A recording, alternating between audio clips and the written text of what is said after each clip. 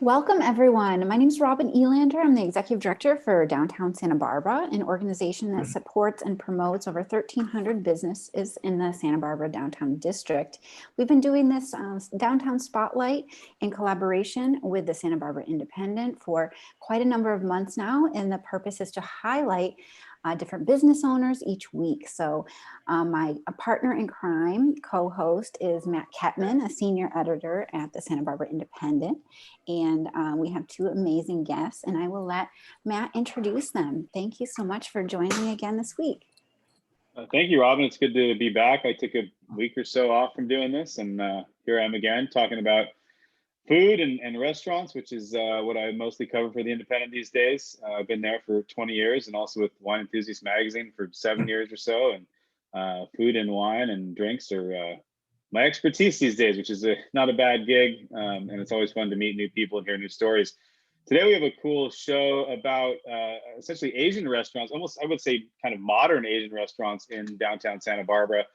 We have Jerry Lee from Empty Bowl Gourmet Noodle Bar. Sorry, it was a long lunch, as I mentioned earlier. I've known Jerry for a long time. He's actually also married to my coworker, Emily, who helps put on this show. And so I actually knew Jerry probably before they knew each other. He opened that restaurant in the public market when the public market debuted, and has been killing it there ever since. So we're going to hear about his story and how he came to the restaurant world, and also what he's done to deal with COVID and what he looks for in the future. And then we also have Peter Lee and Felicia Medina from the recently opened Secret Bow. Peter Lee was the opening chef at Lokita way back when, and Felicia also started there as well. They have basically, Secret Bow became their pandemic pivot and as a pop-up, and then is now a brick and mortar spot at the corner of Anacapa and Anapamu. I met Peter recently and wrote a story for the Independent about his journey and Felicia's journey through the kitchens of the world. And it's a really fascinating story and delicious food, just like Jerry's. So very different Asian foods, very modern, very fresh ingredients. And so we're going to hear all about that today. So first off, let's start with Jerry. You've been in town a little longer than Peter and Felicia. Tell us about how you came to Santa Barbara, how you got into restaurants, and then how the Empty Bowl concept came about. Perfect. Well, thank you, Matt. Thank you, Robin, for having me here today. Of course. I grew up in Chinese restaurants. My parents had Chinese restaurants in San Luis Obispo. I was there, 14, 13, dishwashing, busboy, delivery driver, and so forth. After graduating high school, wanted to get out of San Luis Obispo because I was getting too much trouble. So I got out of there and came to Santa Barbara. At first, it was a little struggle here in Santa Barbara. Couldn't find any jobs. Looked everywhere. Was struggling. Finally, landed a bakery job at Great Harvest Bread Company over on 5 Points Plaza. I'm not sure if you might remember that. Mm-hmm. But I was baking bread there 5 a.m, making scones, all that. I was there for quite some time as a baker, and then moved on to actually running the bakery. That got old really fast. Had you baked at all growing up? Never baked. Okay. Never baked at all. But it was fun. It was very interesting, That got really old because you had to get up early and it just burns you out. So I had a lot of friends that worked at Michelle Rochard Citroneau at the Santa Barbara Inn back in the day. I think that was probably them and Wine Castle, probably the only fine dining restaurant in Santa Barbara back then. To have a job there was kind of someone had to go in the backyard or go in the back, slash the Raiders tires or something, get a job. But something opened up, got in there as a banquet server, did that for a while, and then a waiting position opened up at night. So kind of just went right in there and said, I take this. Because it was easy, 6-hour day, you go in, you turn on your smile, and you can make, $300, $400. So it was a quick buck, short time. Did that. Nice view too. Oh, it's a beautiful view.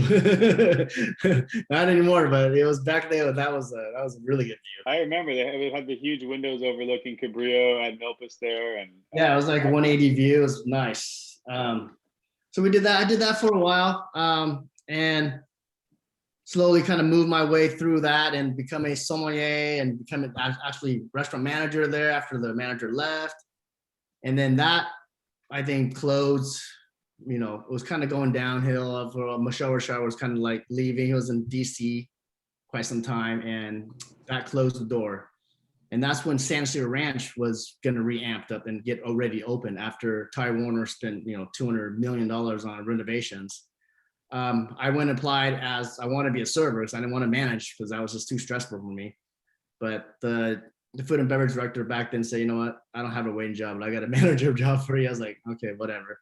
So I took it and was the wine director as well there. And that was a really fun time. I built pretty much a world-class wine list there and just, drank so much good wine for so long. And then I was there for 8 years, maybe 6 to 8 years. And then I got kind of pitched on opening El Encanto as their director of restaurants there. They came in, they kind of pushed me in and said, hey, you want to come up and help us open this? I was like, yeah, I'm kind of bored here. Let's just try something new. Went up there, helped them for a year.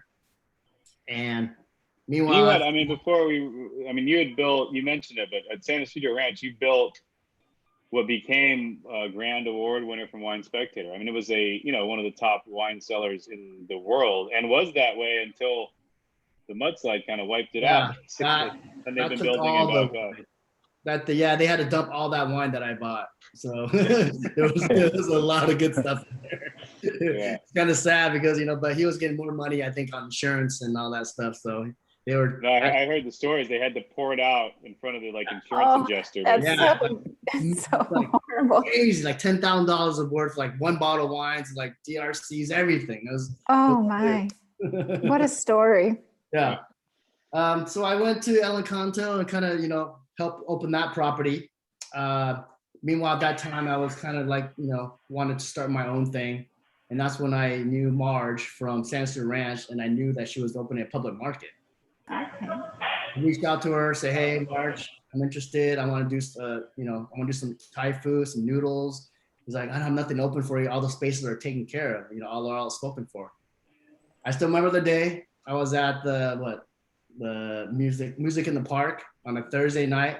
I get this phone call from her. I was like, oh, what's this? Answered it. And she's like, come meet me down tomorrow 9 a.m. I got something to show you. So I met her down there, walked in the space, and she's like, do you want the space right here, right in the middle? I'm like, are you sure? This is open? She's like, yeah, someone backed out. I'm like, yeah, I'll take it. Such a cool spot you found there. It's a really quality spot. Yeah. I didn't even, think twice. I was like, right, this was in October 2016, and we opened the doors there April 2017. So did you have the concept worked out? I didn't have nothing. No branding, no concept, no menu. I barely had enough money to go for it. That's why, I knew my chef. Your wife's correcting you. 2014, I guess, was when you opened. Time flies. I got disconnected. You're still there for us, Jerry. Yeah, you're still there. You You back? Anyways, I kept going, and where was I at? You went from nothing to opening in 5 months. Yeah, we had to make everything happen. Branding, menu. Yeah, branding, menu, and then I didn't have enough money myself, and my business partner, that's a chef, she had enough money, so there's two of us. We needed one more partner. That's when I hit up my bar manager at Santa Cita Ranch. Hey, we need another partner. Why don't you come in and with us? And that's kind of where it launched off, And it was kind of interesting at first because my business partner, she's Thai. She never cooked in a commercial kitchen before. I kind of just threw in there, say, hey, this is what we need to do. So I knew the background and everything. But she was a familiar face to a lot of people at that point because she was serving it at Zen Yai forever. Yeah, she was a waitress, and yeah, she always made good food at home. Always invited me over, but she never expanded it commercial style. I was like, okay, here it goes, let's do this. And I still remember the first day. It was just her and her husband, and myself and my other business partner, Emre, we just got crushed. Well, and not only like her first commercial kitchen, but essentially commercial kitchen on a stage because the kitchen is open and you're surrounded by guests. We ran out of food like at 6 p.m. Everyone's like, "What do you mean you're out of food?" I'm like, "Yeah, I'm out of food. Sorry." It was. But also, you were working with a small amount of storage space too. Yeah. At that time, we were, it was very hard to get everything going on the storage part of it. But yeah, it was fun though. It was wow, what a story. That's wild. Way to just do it. And it was, I mean, you guys were killing it all the way until, I mean, you even opened another spot for a little while and then all the way up into COVID essentially, right? Yeah, that was in Montecito. It didn't work out. I think it probably wouldn't work out when COVID hit anyways. So we had to back out of that one and just kind of focus on this right now. I think me, myself, and the ice cream place, Rory, is the only 2 restaurants standing in there that since the whole Plymouth Market opened. This Monday will be 7 years. Wow, that's great. Cool. Well, we'll come back to you to hear about how you adjusted during the pandemic times and how things are going now. But let's go over to Peter Lee from Secret Bow. Peter, you came to town for Lokita. So tell us a little bit about your background, how you got into cooking, and how you got to town, and then we can transition into your crazy path to opening this restaurant, which a year ago you weren't even thinking about this restaurant really. So Yeah, so myself, I actually kind of never really thought about cooking as a career. Didn't really cook that much growing up. In college, I attended UC Davis as an economics major, and I honestly just really didn't like what I was doing. Like, I'm really good at numbers. I'm really good at like computer stuff. So I was like debating like some kind of like comp sci major. My dad is a computer hardware engineer. He wanted me to do the same thing. So I started like using and building computers at the age of like 7 and 8. I remember he was showing me how to build a computer, doing the whole MS-DOS thing. And then I just up and left one day, I think a little bit after my sophomore year. I was like, I just want to move to LA and figure out what I'm going to do. Maybe I'll go to like UCLA, maybe I'll like try to figure out something. And then this ad came out for culinary school, the Le Cordon Bleu in Pasadena. And I was like, oh, this is pretty close. And I think I was having a couple of drinks with my brother. And he's like, hey, you should check it out. Like, if it interests you, you should like really go for it. I was all right. So next day we go there. And the salesman was like really good. He's like talking me up. They're showing us all the different rooms, and you see like fish getting butchered. You see all these saute pans flying. You see all these knives. You're like, oh, it's awesome. And then he really like bamboozled me. He said, oh, well, don't worry. When you graduate here, you're gonna make so much money you could pay it off in like a year. And the loan was like $55,000, which took me like sign me up. So I actually signed up, did the whole deal, and then and I kind of got sidetracked helping out my family with the whole fast food business because my dad had some health issues. So I actually ran a fast food restaurant. A Wiener Schnitzel in Lancaster. Yeah, of all places. How about that? Of all places in Lancaster, I was like 22, or I think I was around 22, and I was in charge of like 20 employees. And yeah, it was just an eye-opening experience on a managerial level. Just, I guess, just everything. And that was a huge eye-opener. And then 3 years later, my parents felt better. And then I went back to culinary school where I finished. And then I did my externship in Jamaica because after just being cooped up in this fast food concept for 3 years, which I kind of hated, I just did it for my parents. I was like, I want to go as far away as possible. So I talked to my guidance counselor at school. Like, oh, you can go to like Jamaica. And I was like, why not? And I was like, I never thought about it, but it's pretty far, right? Let's do it. And I signed up. And that's actually where I met my fiance, Felicia. She had actually enrolled in the same school about 3 years after me. And it just kind of happened to time up where both of our externships were around the same time. And then we met in Jamaica. We started hanging out, and then I moved to like her area in LA. I lived in LA, but I lived more like in the Lancaster area. And then I moved to Covina to be closer to her because we started dating. And then from there, the two of us started working and moving for the last 12 years. So we worked in LA at BJ's Restaurant and Brewery because nobody would hire us because we had no experience. And then we found this job fair for Catalina Island where they were opening up a brand new restaurant called the Avalon Grill. And then we met with the chef. He loved us, offered us a job on the spot, moved to Catalina about 2 months later, lived there for about 2 years. And during that time, like I was promoted from a line cook to a lead cook to a junior sous chef. I skipped the sous chef role and then I went straight to chef de cuisine role. And then I did that for about 2 years. And I actually didn't mind it at all, but Felicia just was getting like island fever. And I was like, we need to get off this island. Did you ever go to the Catalina wine mixer, which is like popping up in all sorts of pop culture right now? Does that even exist? Is that a real thing? It doesn't even exist. Like, okay, good. I don't know how many people kept asking us, like, hey, like that scene from Step Brothers. Yeah. And I even looked it up on my computer. I was like, that wasn't even filmed in Catalina. I think that was filmed like in Redondo Beach or something.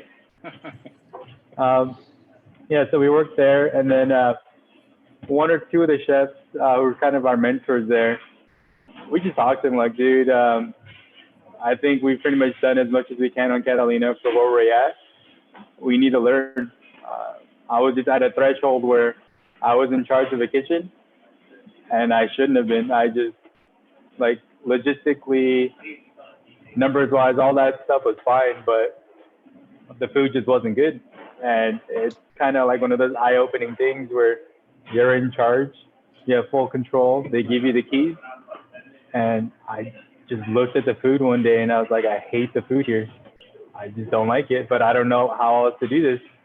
And then I started talking to a couple of chefs, and one of the chefs actually worked for Michael Chiarello in Napa Valley. Not Bottega, I forget the name of the restaurant, but it was a restaurant where he kind of made his name before he kind of became a celebrity chef. And then we decided to move up to Napa. No job lined up. We just had some cash saved. We put in our notice and then put everything in our car. And we just drove up to Napa. And Felicia actually found a job first. Felicia found a job at a Michelin star Mexican place. I forget the name right now, but that was based in St. Helena. And then at the same time, she got a second job at the El Dorado Hotel and Kitchen. And while she was working there, I wanted to work at the French Laundry because one of the gifts for my first year there at Catalina, the chef had given me the French Laundry cookbook. And I remember just like sitting in the kitchen, just going through this book, like, man, stuff's amazing. Like, they actually do stuff like this. And I just walked into the back door of the French Laundry. I had my business attire on. I had my resume in hand. And they told me to leave. They said they're busy. So I went back the next day and they said the same thing. So I went the third day, and this time I didn't knock. I actually went around the back where one of the doors was open. I just walked in and I was like, hey, and I just like, everyone's like, who the heck is this guy? And I found out later because I kept asking them for a stage. I was like, don't even pay me, just let me get my foot in the door. But I guess they were going through a big lawsuit with not paying stages from like culinary school kids from like the CIA and Le Cordon Bleu. So that kind of became like a whole weird thing. So then I started working at Soul Bar, which was a 1 Michelin star restaurant in Calistoga. I worked there for a little less than a year. And then I eventually started working at the El Dorado Hotel and Kitchen with Felicia. I started off as a line cook, and then I think it was like 3 months later, they promoted me to a sous chef. We stayed there for about 2 years.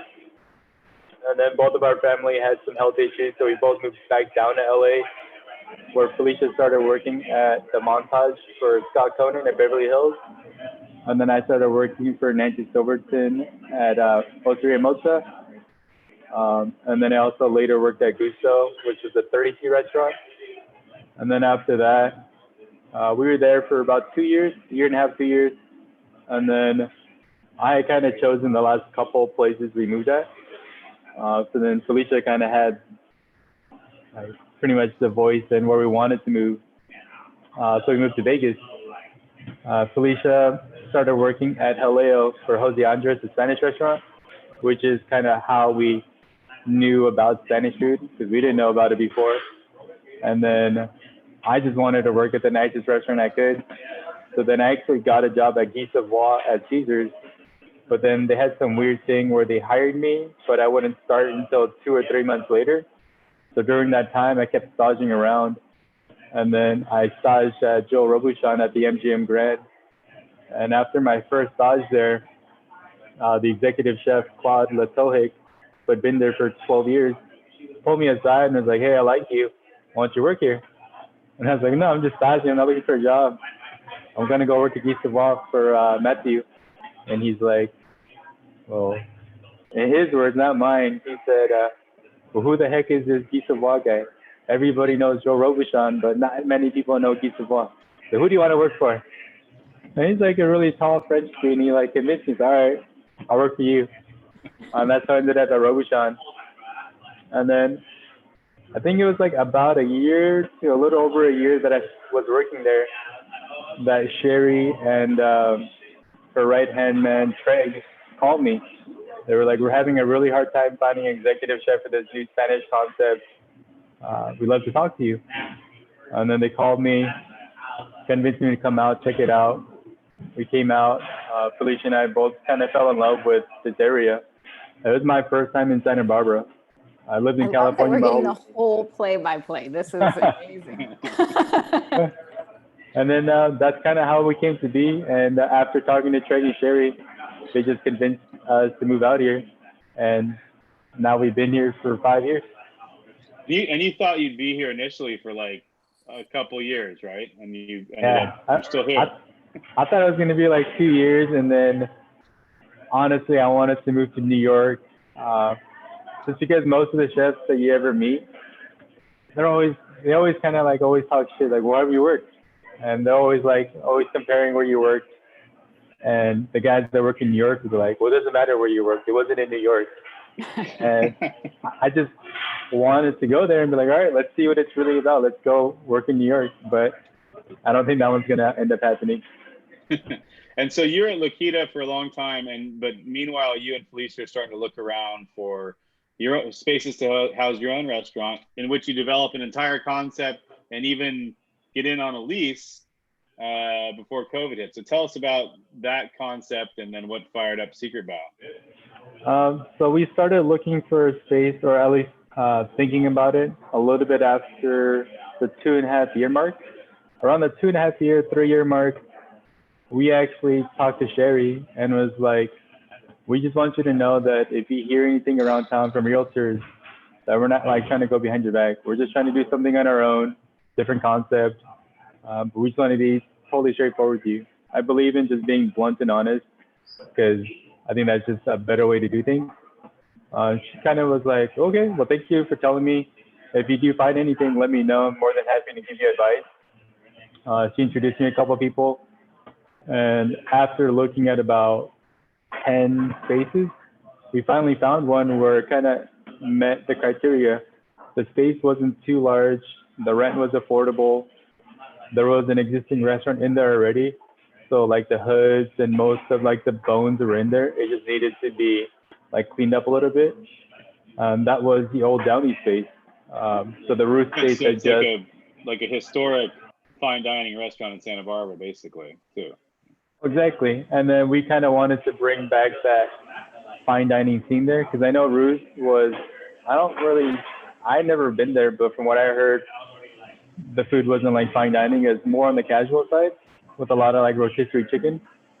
So our intention was to call it a prolific restaurant and then kind of brand it as a new American restaurant. just because I'm American, I'm a U.S. citizen. Felicia was born in California, so she's American, and it was just going to be kind of new American food through our eyes. And we figured if we called it New American, some of the preconceived notions of an Asian restaurant wouldn't be there. At least that's what we're hoping. And we had a whole concept built out. I've been working on a pro forma for like a few months, figuring out how to budget things, figuring out how much money we actually needed. And we actually had the space and signed it and put in like a 3 or 4 month notice at Lotita, which they asked us to extend by another month or two. So we ended up staying there for another like 4 or 5 months. And then my last day was March 14th at Lotita. And literally the next day, my plan was to meet up with the lawyer because we were already in escrow. The ABC license was already filed. We already paid for it and lost that money. And our next plan was to pretty much finalize the small orders order and like get ready to go. And then March 15th happened, and we were just like everybody else, like, holy shit, like. Oh man. I'm surprised you still have hair. I am too. My dad's bald, so I'm just like, holding on to it. I'm gonna start gluing it on. And so then you kind of were back on your heels for a couple of weeks, I imagine. Probably about a month. It was like probably about a month long like depression. Like, man, why do we quit our jobs? What are we doing? And then yeah, it's like so much out. Whoop, no planning. It was like the first 2 weeks weren't bad because we had just been working nonstop for so long. So the first 2 weeks weren't bad. It was like very relaxing. But by the third week, you're like, well, anxiety creeps up. Well, what's going to happen? So then it wasn't until probably around the 4th or 5th week that we officially pulled out of the space. They refunded us the escrow money. And that anxiety was even worse because, yeah, we got the money that we had saved back, but what were we going to do? So like everybody else, we kind of just started waiting it out. And I think it was after about a week or two. So for us, it was about 5 weeks of not working, not doing anything, just kind of spending money and watching, the money kind of keep dwindling little by little. We were like, let's just do a pop-up out of our apartment. Let's see if anybody actually comes here. Like, we didn't know if anyone's going to come. So we created a Secret Bow Instagram account, Facebook account. I built a website in my free time. And then, yeah, I remember the first pop-up, it was $45 for a 3-course meal. And we actually sold out. We sold 20 orders, 1 order for each people. We sold out in probably about 2 days. And then I had everybody's name written on a piece of paper, their desired pickup time window, their phone number. But then we didn't really think about the actual like delivery of the food because at this point nobody was leaving their cars. Everybody had like the mask on. This is when everyone had the gloves on. This was like right in the heart of it when everyone's like super scared. Just stay away from me, right? Exactly. So Felicia ended up being the person going to the cars.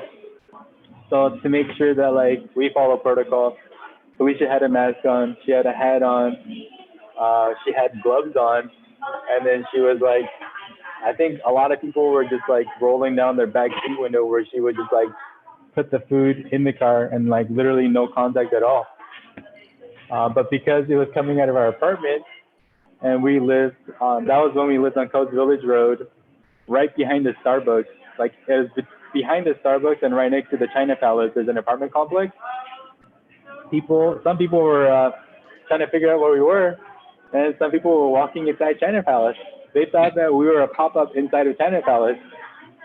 And then the China Palace workers were like, what the heck is going on here? So that was all sorts of interesting stuff. And then you realized you had to go, you needed a spot. So you found Handlebar on De La Vina. They weren't using their kitchen and you popped up there and then did extremely well for a number of months, right? Yeah, so the original plan was after doing the pop-up at our apartment for about 2 months, it was just too much for our little apartment. It was just super chaotic. So then we started looking at commercial locations. A friend of mine recommended me to check out a space in Goleta, where we were about to sign that space, but then I think like the day before we signed it, a friend of mine asked me to like have a cup of coffee. We hadn't seen each other in a while, and we're like, yeah, let's go meet up at Handlebar. I'd never been there, at least the one on De La Vina. I'd been on the one on Cannon Bernito. And then we were just sitting there eating, drinking, and then we looked, and I noticed the kitchen. And then later I asked one of my other friends, who's a local chef, Pete Clemens, and he was like, oh, I've known Aaron and Kim for years. Like, they trained my kids. My kids used to work here. And he's the one that actually introduced me. And that's how I kind of got my foot in the door. And then, yeah, we kind of went from there. And you, so you fast forward a few months. I mean, that would have lines out the door at Handlebar. You were open like Thursday to Sunday, something like that? Friday to Sunday? We did Friday, Saturday, Sunday from 9 to 1.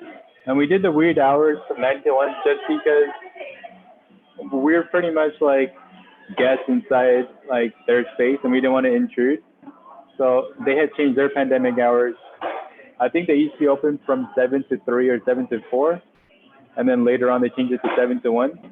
So then we did 9 to 1, just to kind of mirror their hours. Right. Perfect. And you then opened, then you took over the place on Anacapa and Anapamu, and you opened that like what, a month ago, basically? Yeah, I think our actual friends and family date was March like 4th, I think was the actual date. And tell us quickly like about what kind of food you're serving there, then we can go to Jerry and hear about his food and what he's doing during the pandemic. We do have a question from our audience at some point, Okay. but I'll keep going on what you're thinking, and we'll make sure we get to that. Okay. So food-wise, this is kind of an extension of what we were doing at Handlebar. When we first took over this specific space in December, we signed the lease here December 20th or 21st, because I remember it was like a week before Christmas. And things were looking very bleak. Everything was closed. There was no outdoor dining. There was no indoor dining. And we didn't know if it was going to keep getting worse. So we were like, okay, this concept that we have right now is perfectly suited for like these troubling times. Everything's kind of takeout. Let's go with that. But by the time we opened, it's kind of been shifting where everything's kind of reopening. There's vaccines and all this good stuff. So right now the concept is fast casual Asian food, mostly like East Asian, Chinese, Korean, Japanese, because that's more of what I myself grew up eating. Like I love Thai food, I love Vietnamese food, I love all kinds of Asian food, but I think you always kind of go back to where you started. And for me, with my family, we always ate Chinese, Korean, Japanese food. The only thing we're doing right now is we're pivoting. We want to keep lunch casual, but right now we're actually pivoting for dinner. And this Sunday we're doing a special dinner, but the special dinner is in fact going to be a preview of what our actual dinner is going to be. Where there's a hostess, it's more of a sit down, and it's a little more of a formal affair, but the food kind of mimics that too, with kind of the complexity of all the dishes. Asian leaning or more New American on the dinner? No, I'd still say it's more on the Asian side, but this is kind of the type of food that we were planning on serving at our original space, the Downey Root space. Great. Wow, so interesting. So much experimentation and learning along the way. What an incredible story. I'm so thankful for all of that. Very cool, Peter. Thank you. There is a good question from the audience. We'll get to that in a second. Jerry, tell us a little bit about what Empty Bowl did during the pandemic. I mean, you're in a unique situation. You're in a shared public space, the public market. You guys, I think you did really well. Empty Bowl might have been the first thing I ordered during the pandemic to go. So you guys did a really good to go business. You served on the street for a bit. So tell us how you guys pivoted and how that went. Well, before the shutdown of COVID, I kind of felt a week coming. 'Cause I could see, slowly the sales were dropping. It's like, okay, something weird is gonna happen soon. What's gonna happen? Da da da da. And then, then it hit. The shutdown hit, and we had a big meeting. So, well, what can we do to still get our food out to people, and still, help, feed everybody? And that's what we came about doing we want to work with Restaurant Connection, local delivery service, and they could order anything from the actual market and have one delivery feed. And that helped out a lot of people. So you get your ice cream, you get your tacos, get your Thai food, get your pizza, and then boom, goes to one house, done. But we still, we had to pivot a little bit on the timing, the different times we had to open, we had to close a little midday. I had to cut back a lot of staff, cut back the menu because things were not moving as fast as they should be because people were just scared to go out. Overall, that it didn't really. Overall, we did pretty good doing the pivot, I think, because we only shut down for 2 days. And Empty Bowl has always been a fast casual to go type restaurant because I only have 20 seats at the bar. So people are used to it, and Thai food, Chinese food, any type of noodles type dishes, pasta, they travel well. Get delivery, it's still hot. Soups are They still travel hot. well, and sometimes they're even better the next day. Exactly. Sometimes they're better cold, out of the refrigerator. So we did do some curveballs on us, but I think we played them pretty well. Yeah, we played them pretty well. And I think it's a good time for this question from one of our attendees. And it's kind of about being Asian American restaurant owners and what that's like in Santa Barbara. And then the specific question is, how do you guys feel about the issues that Asian Americans are facing? Do you experience problems in Santa Barbara? Do you feel you're getting the support that you should? What can patrons do to help? I don't feel it here in Santa Barbara. When I was in LA or up in the city, I might feel a little more. I get a little more stares and stuff like that. I feel we still get the support that we need here in Santa Barbara with Asian food, because Asian population is very little. I barely know any Asians, so Peter. Peter, my only Asian friend in Santa Barbara. So there's not many of us, that I know of. So I think we're all pretty tight niche. I think we're pretty close, and I think everyone is pretty. That's my take on that one. And did you? I know from talking to Peter that he had issues, not necessarily here, but in his other earlier career, going through kitchens and dealing with racism. Have you run into any of that, Jerry, or things have been pretty copacetic here? I have not personally ran into things like that. I have, when the COVID thing first hit, when I was traveling out of Santa Barbara, I got stares and stuff like that because, people were talking and, it's like, well, watch out. Or there was walking, every time I walk in there, they would just walk around me. Just little things like that. But, I just kind of kept my own thing. No, like hate comments or no, like, threats at all. And people here have always loved, interesting, good gourmet food. And you brought a really gourmet, fresh ingredient take to Asian food that some places were doing, but I think you guys made it really front and center. Yeah, we wanted to keep, my travels through Asia. I wanted to bring, fresh, a lot of Asian restaurants, they use a lot of frozen stuff, frozen meats, frozen, beef. All my meats are cut fresh daily. They've never been frozen. So so they're all natural. So you could taste in the food. And that's what I wanted to do. That's the kind of food I like to eat. I don't want to, if it's frozen, I'm not gonna eat it. So there's no reason. It just doesn't work. Right. Peter, what about your experience in Santa Barbara? Well, in your career, I know you've run into some racist situations. And then how has it been in Santa Barbara, and especially now with the opening of Secret Bow? Do you feel the support is there? Yeah, actually, that was kind of one of our biggest hesitations with kind of this concept in the beginning of the pandemic and all throughout is like, should we pivot? Felicia and I both worked in like We opened a Spanish restaurant. We worked in Italian restaurants. We've done New American. So we were like, honestly, that was on the back of our mind. Like, should we just do Italian? That's like another concept we have up our sleeve that we do want to do eventually, even if it's like a pop-up within Secret Bow. But week after week, we kept being busy. And we're like, all right, well, maybe next week it'll be slow. And then we kind of like you want to be optimistic, but you kind of want to be a realist.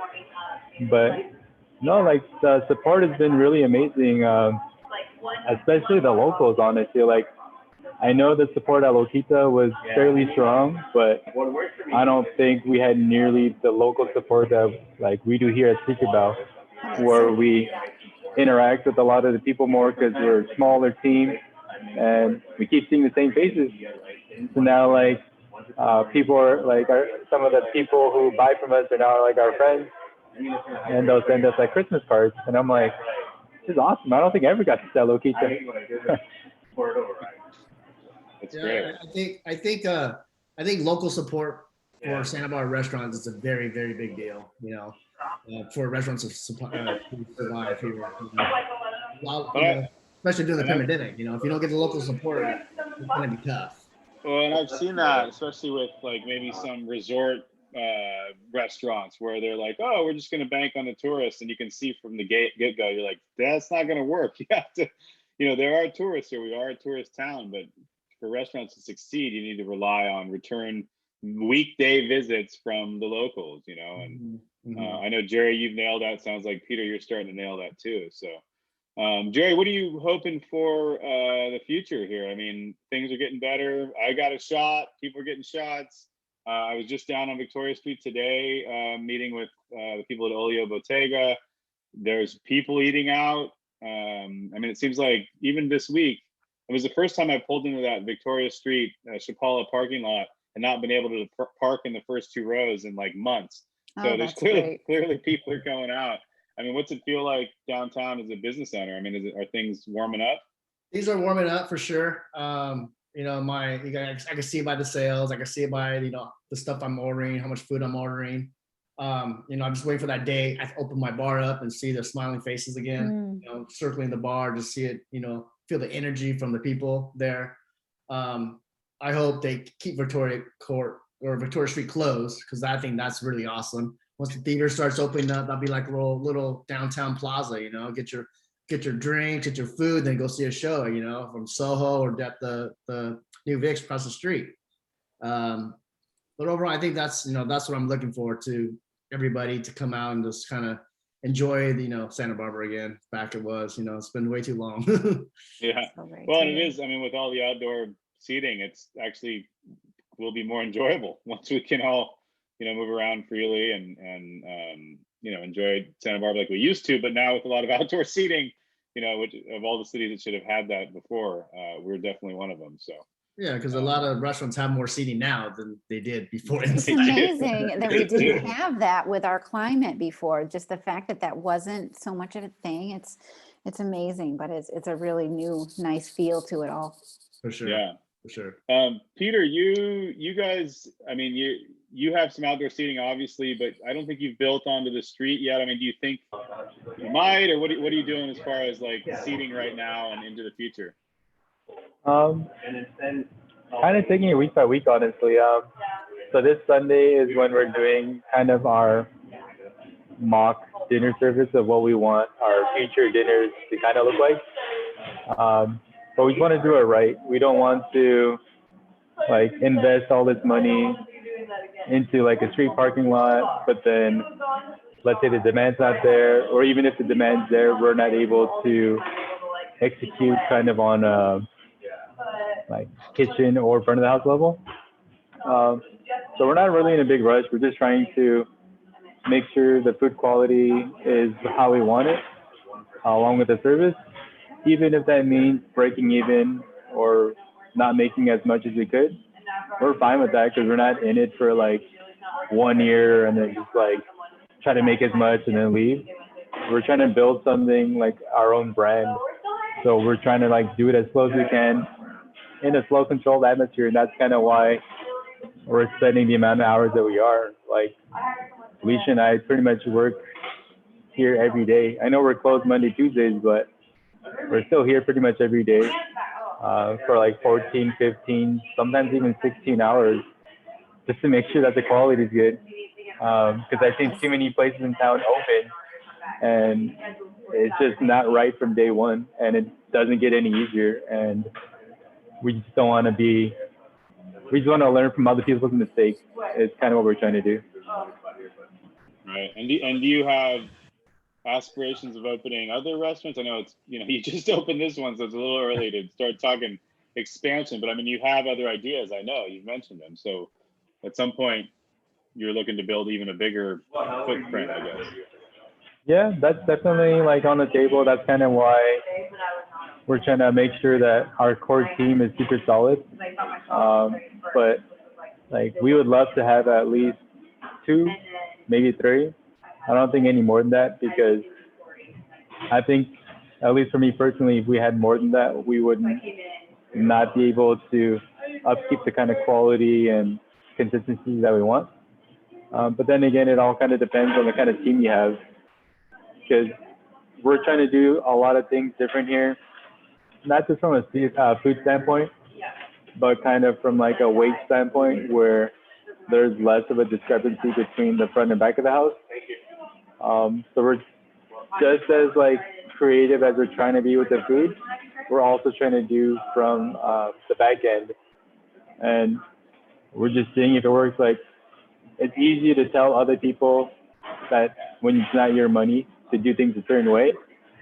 Now it's pretty much like we're pretty much trying exactly what we've been talking about and trying to learn from it. Like the whole tip pooling system with the tip laws that have changed in 2018 and all the different laws kind of around it is kind of what we're trying to navigate and make sure that everything's legal, fair, and that everyone's happy. And that's kind of like what we're up to right now. Yeah, no, it's a big challenge in the restaurant industry right now too. Peter, you should have Felicia just jump on and give us a wave or something if she's around. Is she around? Yeah, hold on. Let me switch out with her. We got a little busy at the restaurant. Okay. And Jerry, I mean, you did another restaurant for a little bit. That didn't work out exactly as planned. Do you want to do more empty bowls around, or are you looking towards doing? I think more empty bowls around will be in the near future for sure. Maybe like 1 or 2, like Peter said. I don't want to, I like to get my hands in it. I like to make sure the food is quality is there. I want to make sure everything's up to par. If I have more than that, I kind of see it and I start stressing out. I don't want that, so I want to keep it, keep it sane. Sounds smart. You open 5 of them and then you go on TV all the time. Yeah. I'm just gonna keep it, keep it close. Maybe one in Goleta. Maybe that might be a good spot. I think down the road, maybe Lower State or something. I don't know. We'll see what happens. Right. But something will be happening though. Cool. There she is. And here's Felicia. Hey, Felicia, how are you? Working hard. Hi, good. How about you guys? Good. Bit of a rush right now. This is like a weird time for a lot of business between lunch and dinner. A little bit, and then when we pull Peter away. So Peter gave us the whole story, but how are you doing? How are you liking owning your own restaurant, and how's it going? It's good. It's busy, but it's good. It's a little overwhelming, but yeah, it's what we do what we've been doing for the past like 15 years. So, but it's actually ours. It's amazing your story of how much you've moved around and explored different things, and now this new space. So congratulations. Oh, thank you so much. It sounds like you're doing a dinner thing on Sunday to try out that concept too.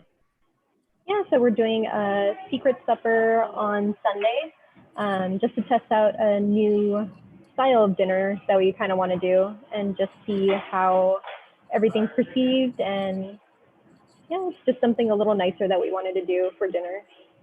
Right. And I know when we talked, you told me that you have an interesting ethnic background. It's Cuban and Chinese, and then Mexican and Indigenous American. You ever going to do one of those restaurants? So I know.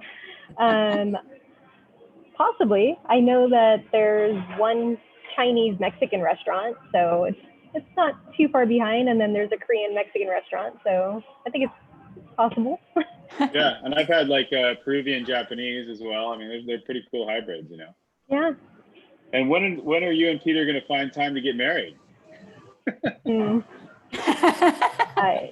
I don't know. I might have to take him up on the eloping idea. I didn't, but it's getting there.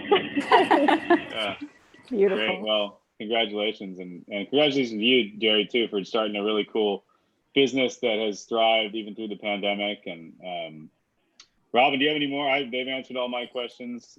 There's just a couple mentions. There's a comment and then a mention in the chat here. A comment that a lot of people don't know about the Asian history in Santa Barbara on Canon Perdido Street in Santa Barbara. So just that's true. Not that many people do know about that. Yeah, I actually used to live right there, and it was Chinatown and Japantown over the years. And you know, Jimmy's Oriental Gardens was the last kind of remnant of that. But the Presidio, the Trust for Historic Preservation, does a really good job of telling that history now. True. With some film festivals and other events and stuff. And then lastly, Carter's asking, what's both of your favorite things so far about owning your own restaurant? Just seeing pretty much our vision come to life. We've been trying to do it for a long time, and just being able to actually, just be here every day and just see how well perceived it is by everyone in this area, and everyone loves our buns. Nice. Well, I'm so excited to have more people know about those now and come visit you. So very exciting. What about a good T-shirt too? Yeah. Everyone loves our buns. I think that is a good T-shirt. You should. In the business, I think just seeing how happy your customers are when they're there and enjoying your food, and just seeing them come back, 3-4 times a week, and not having to report to anybody else but yourself. That's the thing. No more 1,000 emails from a corporate office that I used to deal with. Just stuff like that. I think it's nice, and you kind of build what you want in your what you've been dreaming up all your life. Wow. Well, very cool. Well, thank you both for, all you're doing to make downtown special. There are a lot of smiling, happy faces going out to eat again when we've been all locked in. And then the fact that we're able to all connect out and now inside is really nice. So we're excited, Jerry, to get back to your bar area, as you said, and that'll be really exciting. Thank you. Matt, do you want to share anything before I introduce next week's show? Not really, other than I've eaten Secret Bow and it was delicious, and I can't wait to go back. And I've eaten an empty bowl more times than I can count, and I can't wait to go back either. So definitely support these awesome businesses, and thank you guys for coming on the show. Absolutely. Thank you for having us. Yeah, thanks for joining us. So next week, we're going to be back here again talking to some more business owners. And next week is all about coffee. So we're going to be meeting the owners of Dune Coffee and also the new coffee shop Hustle and Grind, and possibly a couple of other ones that may be hopping on. So join us for that. And also today is our State Street Promenade Market. So don't forget to come out down to State Street, 1000 Block. We've got a lot of great downtown vendors that are being showing their wares, and local businesses. So there's that. And then all of our downtown businesses are listed in different categories with itineraries on our website at downtownsb.org. So make sure you check those out. Check out our social media pages with all the different new businesses that are opening. There's a lot coming out of the woodwork every day, and it's very exciting. So where you see vacancies, you will soon see businesses. So super excited about that. Well, thank you, Matt, again for being an amazing host. And thank you, Felicia and Jerry. This has been a fun conversation. Thanks for all you do. And say bye to Peter for us too. Yes, absolutely. All right, we'll see you at your restaurant soon. Bye-bye. Bye. Bye.